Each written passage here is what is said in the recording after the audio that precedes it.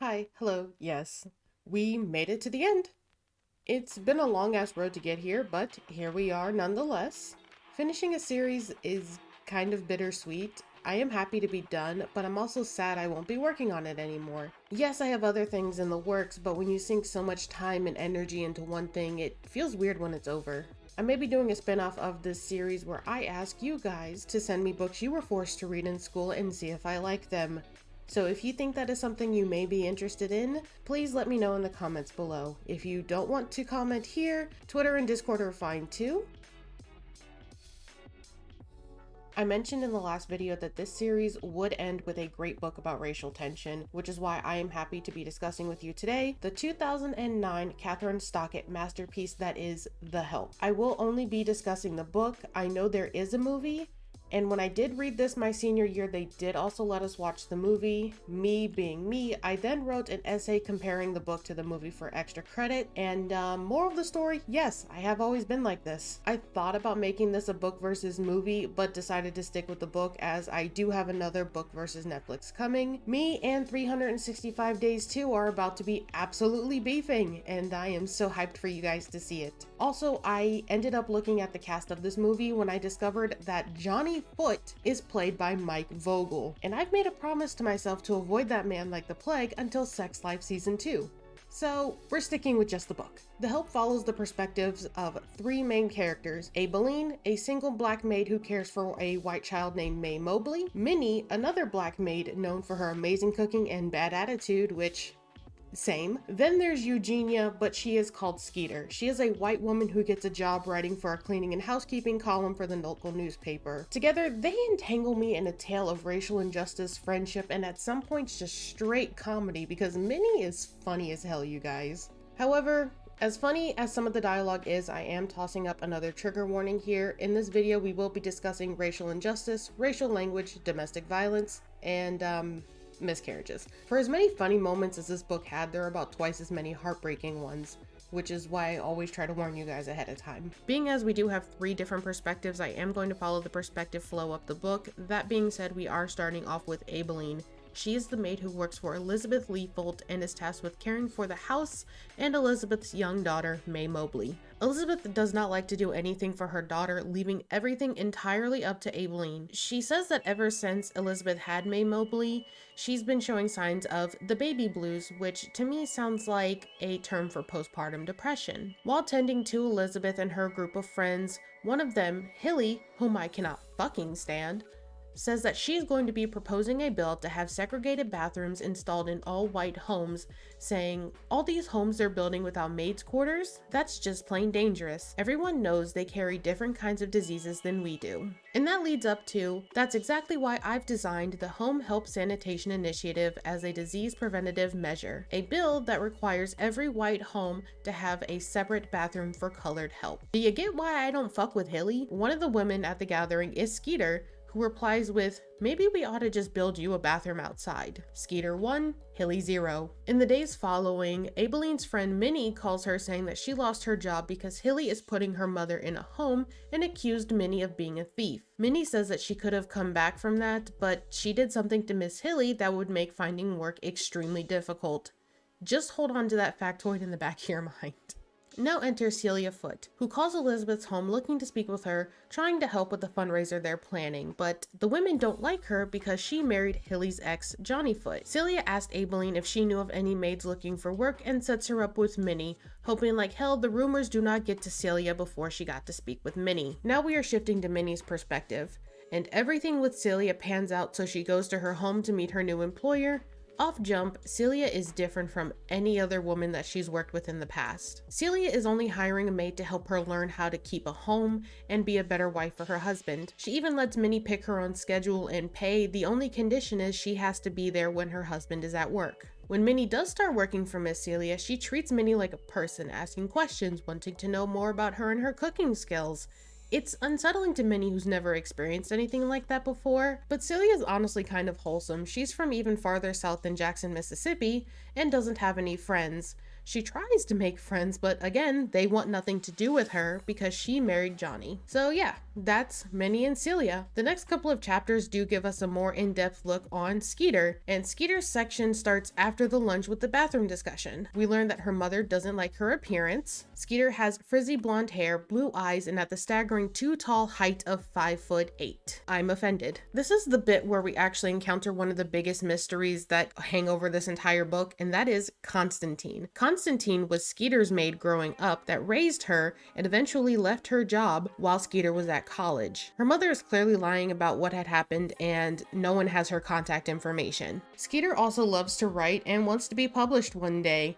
Her application to a publishing company was actually denied due to lack of experience, which is why she picked up a job writing the Miss Myrna column for a local newspaper. And she turns to Abeleen for help with this column as she has no idea how to write a housekeeping column. During one of these conversations for the column, Abeleen lets it slip that her son also liked to write and even started a book about working for a white man in Mississippi. This causes Skeeter to get the idea to write about the maids to give the publisher something more interesting to read. Skeeter pitches this to Abeleen, who shot her down literally immediately, and Skeeter accepts defeat right on time to go on the worst blind date in history with a guy that Hilly picked out named Stuart. I only mention this because it's important later. Just know that it went poorly because he drank heavily and made an ass of himself. After the shitty date, Abeleen calls Skeeter and agrees to the stories.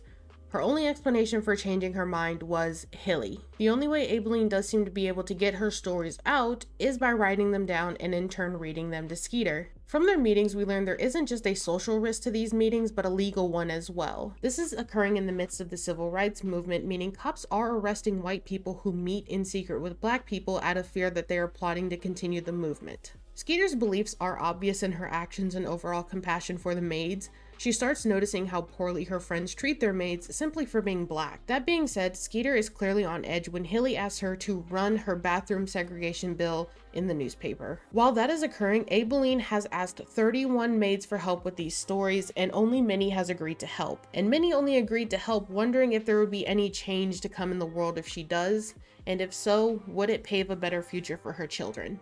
After this, Skeeter gets a visit from Stuart, who came to apologize, saying he wasn't ready to date and wanted to try again. Now, he asked her out again. Keep that in mind. The date goes better than the last one, and they even agree to see each other again. And after this, Skeeter does go to a women's league meeting for more fundraiser planning when Skeeter forgets her bag, which is problematic because she left her bag at fucking Hilly's. When she does get her bag back, some of her books on the civil rights movement and Jim Crow laws are gone, yet Hilly doesn't show any sign that something is wrong. This isn't really an issue until later when Hilly invited Elizabeth to the pool just so Abeleen can watch the kids, because Hilly's having issues with her maid, Yule May. While Abeleen is watching the kids, she observes a confrontation between Skeeter and Hilly, who scolds her for carrying around propaganda about the civil rights movement, as her husband is running for Senate and states that her friends could not be caught reading such materials, where Skeeter argues that it was just materials at the library and she's just a big reader. Despite almost getting caught, Skeeter and Abeleen continue their work in secret. Since Abeleen has been trying to recruit other maids, the word has been getting out amongst the black community, and Yule May approaches Abeleen saying she is curious about the stories. Meanwhile, Minnie is still working for Celia, and one day while she is working, she does run into Johnny, who isn't upset that Celia hired her. If anything, he's grateful because he loves her cooking. He does wonder why Celia won't tell him about Minnie, but Minnie doesn't know anything either, and they agree to continue as if they never met. Minnie thinks Celia is lazy because she lays in bed and drinks all day. When she confronts Celia about this, the argument escalates to the point that Celia threatens to fire Minnie. So she goes to talk to Abeleen about it, who convinces her to try and work it out because working for Celia is the best case scenario for her. Good work, good pay. The worst thing about it is Celia's a little annoying. I find her endearing, but whatever. Because of that conversation is exactly why Minnie does go back to try to patch things up with Celia, which she does, but Celia is more reserved. We find out why when Minnie discovers her in the bathroom with blood everywhere. Celia suffered a miscarriage that Minnie helps her through. She called the doctor, gave her medication, and Celia admits this isn't the first time. This is the second time this has happened, thus explaining her frequent naps. And the alcohol that Minnie thought she was drinking was some kind of liquid medication that was supposed to prevent another miscarriage. I like Celia. She was a bit naive, a bit ditzy, but she always had good intentions. She loves her husband despite both of them being from different walks of life. She wants to be what she thinks Johnny deserves, and Johnny loves her for her. Their little segments are honestly a highlight for me. I just love them. Shifting to the other relationship focal point, Skeeter and Stuart continue to date, serious enough that he wants their parents to meet, and it doesn't go well. The upside is that his parents are a lot better than Skeeter's. His father opposes the racist governor, but he has to keep his mouth shut because he is a politician himself. Which seems nice, right? But I did say this went to hell in a handbasket, didn't I? Skeeter found out that Stuart's ex cheated on him with a white civil rights activist. Despite still loving her and wanting to forgive her, he didn't because of his father's political career. The father didn't ask him to do this. His father doesn't even know that he did this. Stuart promptly dumps Skeeter after she discovers this, and that left her feeling about as well as you'd expect. It was her first relationship, and I feel bad for her. I mean, he asked her out after everything he did. If he wasn't ready, he should have just apologized for how he treated her the first time and just left it alone. This does end up pushing Skeeter deeper into her writing, but the problem with this is she doesn't have any more maids willing to speak about their stories. That does change when Skeeter is given a letter from their current family maid, Pascagoula. The letter is from Yule May, who is writing from the local women's penitentiary stating that she is currently in prison for stealing a fake garnet ring from Hilly to help pay for her children's college. Yule May wanted to work hard to earn enough money to send her twin boys to college, and even after 10 years of savings, they only had enough to send one boy. Stuck between a rock and a hard place, she stole the ring that Hilly never cared about, which was confirmed by Skeeter that she never cared about. Hilly had her arrested, and all the money that her and her husband saved is now going towards legal fees. Mind you, this was her last resort. She did ask Hilly for a loan first, but was told no because according to Hilly, the Christian thing for her to do would be to let Yule May figure it out herself. The point of this segment is that because of what happened with Yule May, all of the maids wanted to be a part of Skeeter's book. Feeling like the book may actually be possible now, Skeeter's happy about that, but she is disappointed and sad about what happened to get them to this point. During this time, word has spread about her breakup from Stuart, and at the fundraiser meeting at Hilly's, Hilly throws a fit because she wanted Skeeter to publish the information on the sanitation bill in the newspaper, and Skeeter refuses, causing Hilly to confront Skeeter about what was found in her bag, as a means of trying to blackmail her into doing it. Skeeter does end up publishing about the sanitation bill, but tells people to leave their toilets on Hilly's front yard. Funny, but unproductive when you consider Hilly just took those toilets and started installing them into white homes. Shortly after, at the fundraiser they were planning for, Johnny and Celia Foote arrive, and Celia's determined to talk to Hilly because she thinks Hilly hates her because she believes that her and Johnny were fooling around while Johnny and Hilly were still together. So Celia wants to explain herself, which is pointless because there's no reasoning with this monster. The problem with doing this at the fundraiser is, one, Celia is dressed in a pink sparkly dress, causing her to stand out. It's pulling all the attention of the men in the room, meaning that the respect of her from the women in the room is just dwindling.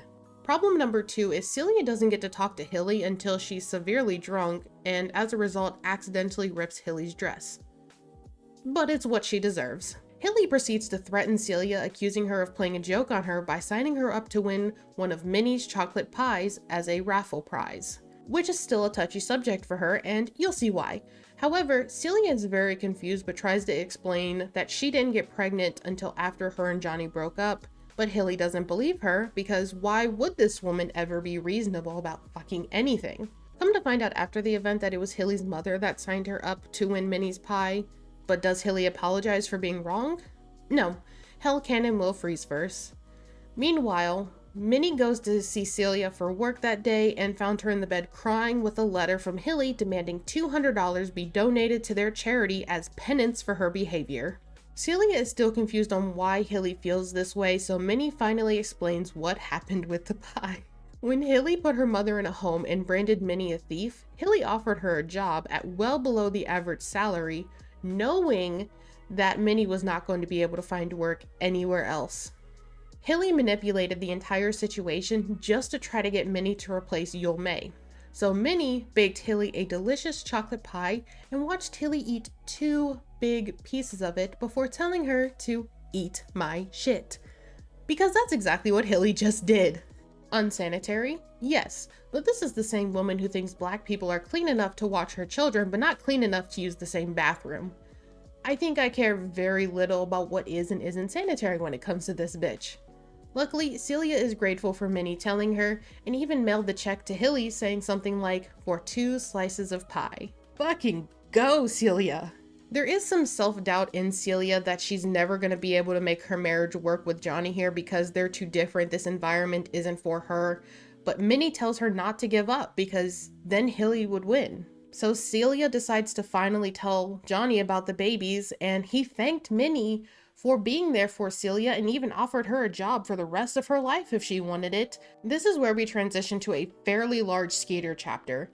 Skeeter is told by the publishers that they love what they have so far, but want a story about Constantine to add a personal touch to the book. The mystery that's been plaguing this book is finally revealed, and I didn't have nice things to say about Skeeter's mom before this, but fuck this bitch. Constantine had a daughter that she gave to an orphanage because she was born high yellow, which basically means white passing. Having 2 dark parents when you're that pale in the South wasn't good. And the reason that they believe the baby was born this pale is because Constantine herself is biracial. The little girl was eventually adopted and when she was an adult reached out to her birth mother. The problems occur when her daughter Luella starts talking to people and acting like a white woman when she does visit Mississippi. Skeeter's mother took offense to this and told her to leave out the back and not let people know she was black. Luella didn't take that very well and spat in her face. You can judge her for that, but if it were me, I'd be bare knuckle boxing this old woman in front of all her little white friends. But this results in Skeeter's mom telling Luella to go back to Chicago and never even think about coming back to the state of Mississippi. Despite pleading with her, Skeeter's mother made her decision and Constantine decided to go be with her daughter. It would be nice to believe that she's living in Chicago with her daughter, reconnecting for all that lost time, but that's not the case. Constantine died 3 weeks after she made it to Chicago. And Skeeter's mom really expected Skeeter to never ask any questions about it. And it wasn't even her mother who told her, it was Abeleen that told her about it, that was then confirmed by her mother. And to make things worse for Skeeter, Stuart starts coming around more and more as they start to see each other again, and things go so well that he proposes, she accepts, but then immediately tells him about the book, which got that proposal very quickly retracted, and they broke it off for good. She lost her friends, her boyfriend, and to top it all off, her mother is also dying of cancer. The only highlight she's got in her life at this moment is the fact that the book is getting published. It's a small release, but she, Minnie, and Abeleen are about as excited and frightened as one could be at this moment. They run the risk of getting lynched, Skeeter included, for what they have done.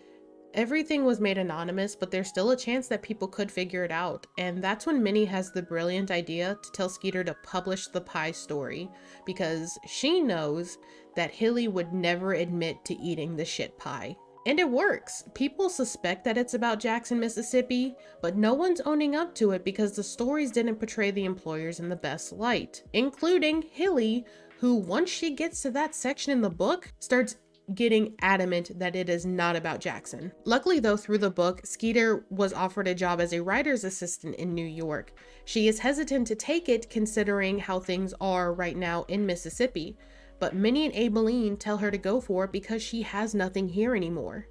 So she does. Skeeter is moving to New York with plans on stopping by Chicago to visit Constantine's grave. Before she leaves, she convinced the local newspaper to give her cleaning column job to Abeleen. And that's it for Skeeter. The endings for Minnie and Abeleen are a bit more melancholy. Next we will be discussing Minnie. And Minnie's ending has a large chunk to do with her husband who beats her.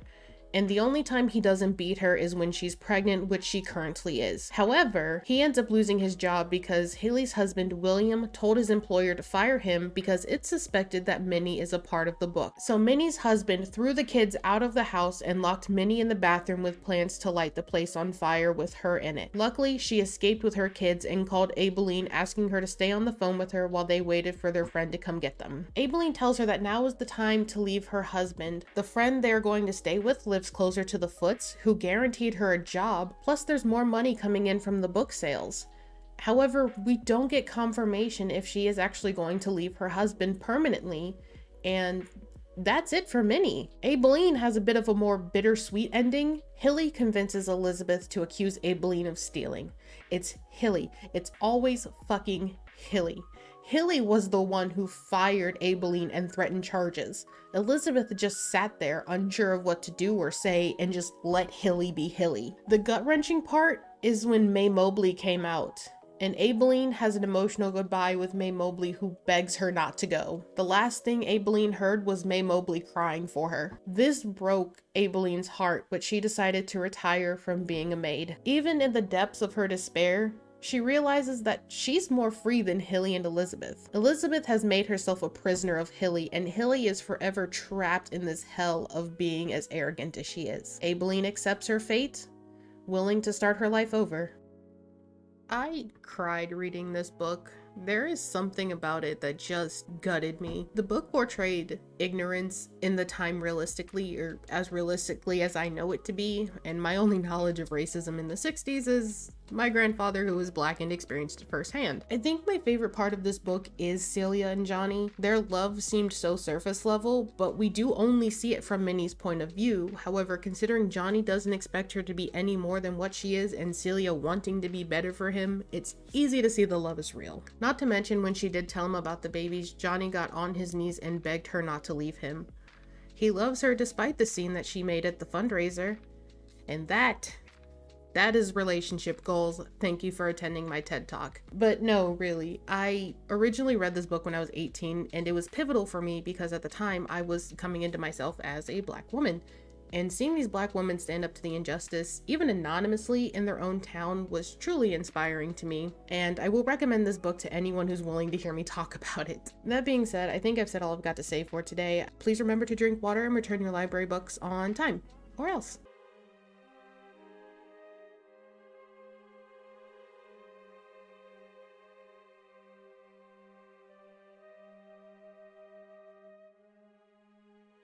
I thought maybe this could help you. If you need to know stuff about certain people, I might have something here.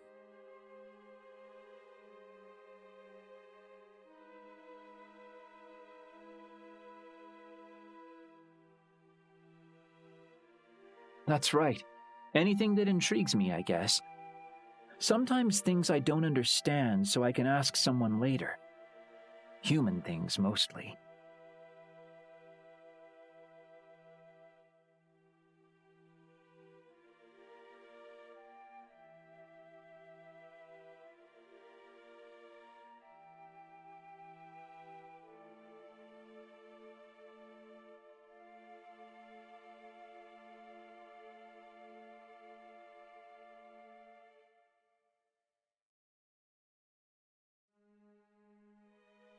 Yes.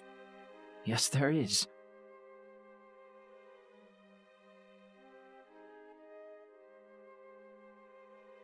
You're really putting me on the spot, huh? Oh, it's very nice. Trust me,